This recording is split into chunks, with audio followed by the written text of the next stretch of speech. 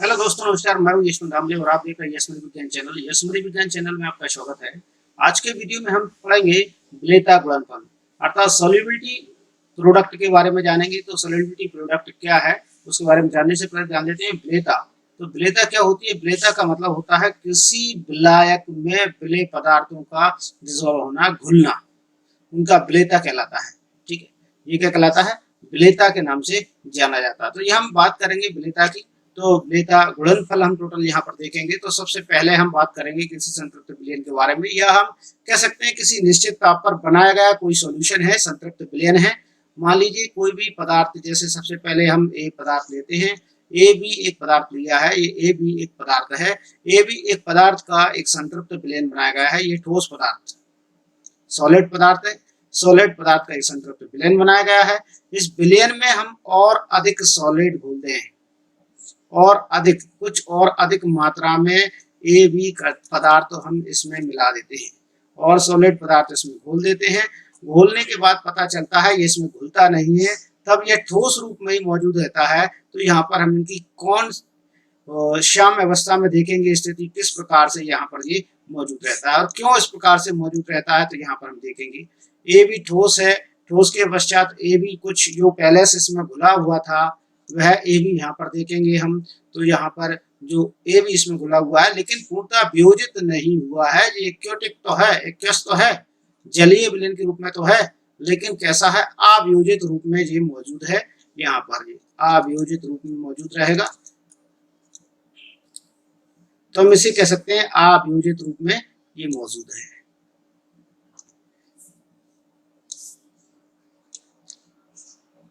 अवियोजित अणु है जिसके, जिनका वियोजन नहीं हो पाया। कुछ यू लेकिन विलयन के रूप में मौजूद है। अब यहाँ से कुछ यू यहाँ से वियोजित हो चुके हैं, वे वास्तव में आयन के रूप में यहाँ पर मौजूद होंगे, जिसमें कि हम आयन लेंगे, इसमें धन आयन के रूप में मौजूद होंगे, कुछ होंगे ऋण आयन के रूप में भी यहाँ पर मौजूद होंगे। तो यहाँ पर एक जो साम्य अवस्था जहाँ पर जो दिखाई दे रही है वह साम्य अवस्था वास्तव में देखा जाए तो ए बी जो सॉलिड था वो वास्तव में क्या हो गया है? कुछ अंश इसमें अवियोजित रूप में रह गया है, जो घुल गया है। घुल तो गया है, घुलने के पश्चात कुछ इसमें से आयनों में टूट गया है और कुछ अणु कैसे रह गए हैं? अवियोजित रूप में बचे हुए हैं, जो पूरी तरीके से वियोजित नहीं हो पाए हैं, आयनों में नहीं टूट पाए हैं। तो ये एक साम्य अवस्था के रूप में यहाँ पर पाया जाता है। और एक वास्तव में कहेंगे जे एक संतृप्त विलयन में ऐसा कंडीशन देखी सकती है। संतृप्त विलयनों की हम यहाँ पर विलेयता गुणनफल का मान ज्ञात कर पाते हैं। तो आयनिक जो संतृप्त विलयन के आयनों का आयनिक गुणनफल ही ज्ञात हम कर पाते हैं। यदि विलयनों का गुणनफल ज्ञात नहीं कर पाते तो कौन सा ज्ञात नहीं कर पाएंगे? जो कि वास्तव में संतृप्त नहीं होंगे विलयन, उनके आयनिक गुणनफल ज्ञात नहीं हो पाएगा। जब ये ए बी एक प्रोडक्ट जो कि लवण है, यहाँ पर हम देख पा रहे हैं ये इस प्रकार से सॉलिड अवस्था में यहाँ पर मौजूद है। यो घुलने के पश्चात अवियोजित अवस्था में गया, कुछ पदार्थ इसमें से वियोजित हो गया है, जो कि वास्तव में आयन का रूप इन्होंने ले लिया है। यदि इस समय हम इसमें कुछ और ठोस पदार्थ मिलाते हैं तो वह ठोस पदार्थ का रिएक्ट देखेंगे हम किस प्रकार से। वह ठोस पदार्थ आपको यहाँ पर देखिए किस प्रकार से कंडीशन में नजर आ सकता है कि कुछ ठोस पदार्थ यहाँ पर हम मिला रहे हैं, वह ठोस पदार्थ वास्तव में घुलता नहीं है। वह ठोस पदार्थ घुलता नहीं है, बल्कि क्या करेगा? वो ठोस पदार्थ यहाँ पर बैठा रहता है, ठोस अवस्था में मौजूद रहेगा, वो उसमें घुलेगा नहीं। और घुलेगा नहीं तो आयन में नहीं बदलेगा, तो इसके कारण इसकी साम्य अवस्था बनी रहेगी। यदि मान लीजिए धोखे से वह घुल गया, घुलने के पश्चात वह अगर वियोजित हो गया, ठीक है, वियोजित हो गया, तो वियोजित होने के कारण धन आयन बनाएगा और ऋण आयन बनाएगा, तो जिसके कारण इनकी संख्या में वृद्धि हो जाएगी। अब इनकी संख्या में वृद्धि हो जाएगी तो साम्य अवस्था इस और विस्थापित, साम्य डिस्टर्ब हो जाएगा। साम्य डिस्टर्ब होने से फिर क्या होगा? कुछ आयनों को आपस में मिलकर अवियोजित अणु बनाना पड़ेगी ताकि साम्य अवस्था पुनः जैसी बनी रहे। ठीक है, और कुछ जो ठोस पदार्थ थे, ठोस पदार्थ की मात्रा जो ज्यादा थी, अब उस ठोस पदार्थ की मात्रा को हमें क्या करना पड़ेगी? कुछ अवियोजित अणु ठोस में परिवर्तित होना पड़ेगी, ताकि इनकी साम्य अवस्था एक जैसी बनी रहे। तो ऐसा इन्हें करना पड़ेगा। यहाँ पर ये विलेयता गुणनफल के लिए अभी हम समीकरण देखते हैं किस प्रकार से। चलिए अब यहाँ हम देखेंगे यदि ए बी सॉलिड अवस्था में है, ठोस अवस्था में है, और उसके आयन यदि विलयन अवस्था में यहाँ पर मौजूद हैं, जलीय विलयन अवस्था में मौजूद हैं, ठोस के आयन यदि जलीय विलयन अवस्था में है और साथ साथ में वो साम्य अवस्था पर है। कैसे अवस्था पर है? साम्य अवस्था पर है। तो फिर इसके लिए ए भी ठोस अवस्था में है, इसके लिए हम यहाँ पर लिखते हैं के, और के को हम पहले साम्य स्थिरांक में पढ़ चुके हैं, मैं आपको बता चुका हूँ, आपको ये जानकारी मैं दे चुका हूँ। तो यहाँ द्रव्यानुपाती की क्रिया का सीधा सीधा नियम काम करता है। द्रव्यानुपाती के नियम में अनुसार हम यहाँ पर लिखेंगे, ठीक है। प्रोडक्ट का यहाँ पर आयनिक गुणनफल हम लिख देंगे, अर्थात यहाँ पर लिखेंगे हम सबसे पहले धनायन, ठीक, इंटू यहाँ लिखेंगे ऋणायन, नेगेटिव चार्ज, बटे में लिख देंगे यहाँ पर ए बी है तो ए बी हम यहाँ पर दर्शा देंगे, ए बी दिया है, ठीक। तो ये भी हो गया, सॉलिड रूप में है जो भी। तो यहाँ पर ये संरचना हमें प्राप्त हुई। अब यहाँ हम देखते हैं कि सबसे पहले ये साम्य स्थिरांक लिखा है, इसके लिए समीकरण कैलकुलेट करते तो हमारे पास समीकरण निकल कर आता है। यहाँ आप देख पाएंगे ए पॉजिटिव चार्ज इंटू यहाँ लिखेंगे आप माइनस बी चार्ज में, यहाँ पर आप लिखेंगे इक्वल टू लिखेंगे के, और फिर यहाँ पर लिखेंगे आप सक्रिय द्रव्यमान में ए बी। आपको ये ध्यान रखना है कि ए बी यहाँ पर जो दिया गया है, ए बी यहाँ दिया है वो कैसे रूप में है? सॉलिड रूप में यहाँ पर ए बी दिया गया है, और सॉलिड रूप में है तो ये अवियोजित होता है, अवियोजित अणु की संख्या है। और जो ये अवियोजित अणु की संख्या है वो कैसी होती है? निश्चित होगी, वो वियोजित नहीं होगी। और इसे हम क्या मान सकते हैं? एक स्थिरांक के रूप में हम इसे रख सकते हैं, एक स्थिरांक के रूप में हम इसे ले सकते हैं। तो यहाँ पर स्थिरांक के रूप में यदि हम लेंगे तो हम इसे इस प्रकार से लिखेंगे, हम इसे इस प्रकार से एक नए स्थिरांक के रूप में इसे ले सकते हैं। तो ये आ जाएगा एक नए स्थिरांक के रूप में के ए बी बराबर, यहाँ पर हम नए स्थिरांक इसमें ले रहे हैं तो यहाँ पर आपको देखेंगे दिखाएंगे कि के एस भी यहाँ पर आएगा, जिसे हम बोलते हैं सॉल्युबिलिटी प्रोडक्ट गुणांक स्थिरांक, ठीक है ना। यहाँ पर हम इसे बोल देते हैं विलेयता गुणनफल, हम इसे बोल देते हैं। तो यहाँ पर हम इसे इस प्रकार से लिख देंगे, ए बी के स्थान पर, ये तो आयनिक है, इंटू बी बराबर यहाँ पर हम लिखेंगे विलेयता गुणनफल के एस बी। ये विलेयता गुणनफल का हमें सूत्र पता चल जाएगा। इससे यही समझ में आता है कि आयनों का विलेयता गुणनफल या विलेयता गुणनफल का मान यदि आयनों के गुणनफल के बराबर है तो विलयन कैसा होगा? संतृप्त विलयन होगा। कैसा हुआ? विलयन कैसा हुआ? संतृप्त विलयन होगा। और यदि मान थोड़ा ज्यादा हो जाए, आयनिक गुणनफल का मान ज्यादा हो जाए, जो आयनिक गुणनफल इनका मान के एस पी से ज्यादा हो जाए, अर्थात ऐसा जैसे कि हम अभी देखने वाले हैं, जस्ट नेक्स्ट पेज पर देखेंगे।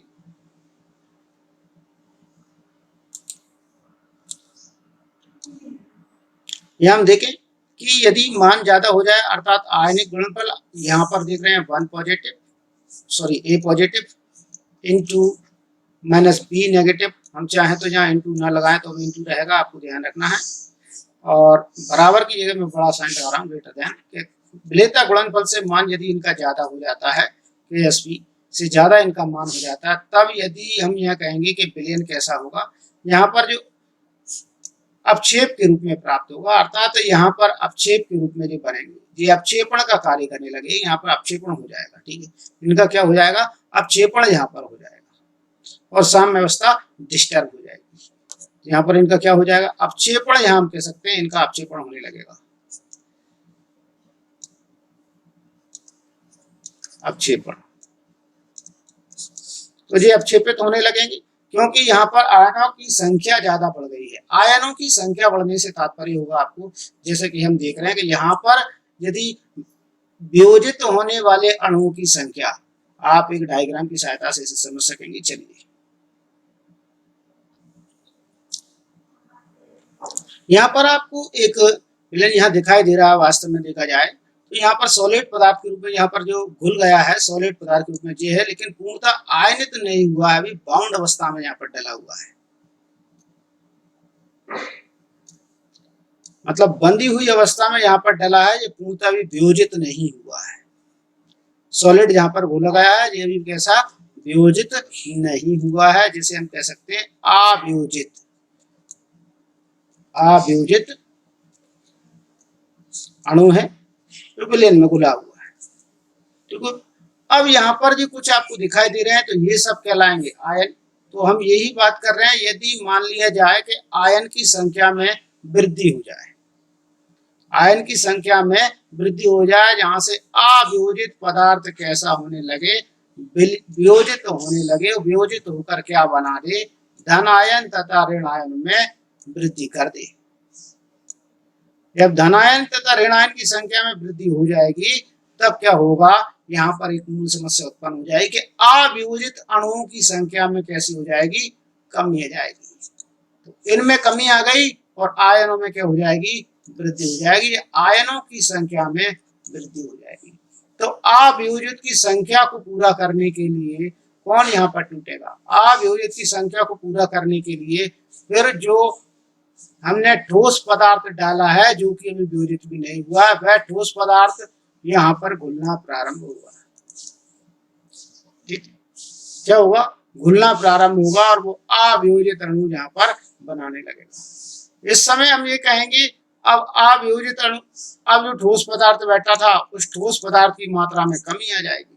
तो ठोस पदार्थ की मात्रा में कमी आ जाएगी तो अवियोजित जो अणु है, ये ठोस है और अवियोजित अणु कौन से थे, जो बीच में बैठे थे साम के, ये, और धनायन ऋणायन कौन है, ये है ए बी, ए धन प्लस बी ऋण। तो जी ये ठोस पदार्थ को बनाने का काम कौन करेगा, ये अवियोजित अणु इस ठोस को बनाने का कार्य करने लगेंगे। और जैसे ही अवियोजित अणुओं की संख्या में फिर से कमी आएगी तो धनायन ऋणायन आपस में मिलकर अवियोजित अणुओं को बनाने का कार्य करेंगे। इस प्रकार से साम्य कैसा हो जाएगा, गड़बड़ा जाएगा और साम्य अवस्था टोटल भंग हो जाएगी और वह साम्य फिर संतृप्त में नहीं रह पाएगा या संतृप्त अवस्था में नहीं रह पाएगा। यहाँ पर हमें देखने को मिलता है। तो हम यहाँ पर सीधे सीधे इसकी परिभाषा पर आते हैं कि परिभाषा इसकी क्या होगी। परिभाषा हम यहाँ पर देख लेते हैं कि साम्य, यहाँ पर एक साम्य अवस्था में संतृप्त विलयन की परिभाषा, जो भी विलेयता गुणनफल के आधार पर हमें देना है, तो विलेयता गुणनफल की परिभाषा यहाँ पर हम देखेंगे। तो हम ये देखते हैं किसी दिए गए ताप पर, एक निश्चित टेम्परेचर है, यहाँ पर जो टेम्परेचर दिया गया वो कैसा है, इनका निश्चित है। तो हम यहाँ पर परिभाषा भी इसी प्रकार से देंगे, निश्चित ताप पर, निश्चित ताप पर, कोई भी निश्चित ताप, उस ताप पर आयनों का गुणनफल, आयनों का गुणनफल विलेयता गुणनफल के बराबर यहाँ पर होता है। तो हम यहाँ पर देंगे विलयन में उपस्थित आयनों की सांद्रताओं का गुणनफल, हम सही सही बोले तो ये सांद्रताएं हैं, सक्रिय द्रव्यमान लगाया तो हम इसे कह सकते हैं सांद्रताओं का गुणनफल। ठीक है, तो किसी दिए हुए ताप पर, किसी निश्चित ताप पर विलयन में उपस्थित आयनों की सांद्रताओं का गुणनफल क्या कहलाता है, विलेयता गुणनफल कहलाता है। इसे हम KSP के द्वारा प्रदर्शित करते हैं और KSP का मान मैंने आपको बताया है कि वास्तव में KSP का मान विलेयता गुणनफल के, विलेयता गुणनफल का मान आयनों के गुणनफल के बराबर है। तो निश्चित ही वह संतृप्त विलयन होगा, निश्चित ही कैसा विलयन होगा, संतृप्त विलयन होगा। यदि आयनों का गुणनफल का मान, जिसे हम बोल रहे हैं आयनों की गुणनफल का मान विलेयता गुणनफल से अधिक हो जाता है तो वहां अपक्षेपण हमें प्राप्त होगा। क्या प्राप्त होगा, वहां अपक्षेपण के रूप में हमें प्राप्त होगा, अर्थात आयन अपक्षेपण के रूप में वहां पर बनेंगे। ये आपको ध्यान रखना है। तो कि बराबर होने पर क्या होगा, बराबर होने पर आपको संतृप्त विलयन यहाँ पर मिलेगा। और यदि आयनों का गुणनफल का मान विलेयता गुणनफल से ज्यादा है तो आपको अपक्षेपण यहाँ पर मिलेगा। यदि आयनों का गुणनफल कम होगा विलेयता गुणनफल से तो क्या होगा, यह देखेंगे हम आयनों का गुणनफल, अर्थात A धनायन का सक्रिय द्रव्यमान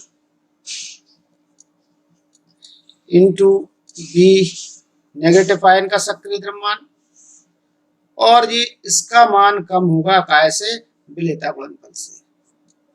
तब कंडीशन क्या होगी?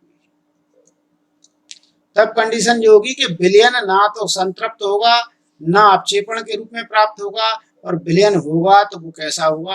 असंतृप्त विलयन हमें प्राप्त होगा। अब पूरी तरह संतृप्त नहीं होगा, असंतृप्त विलयन प्राप्त होगा।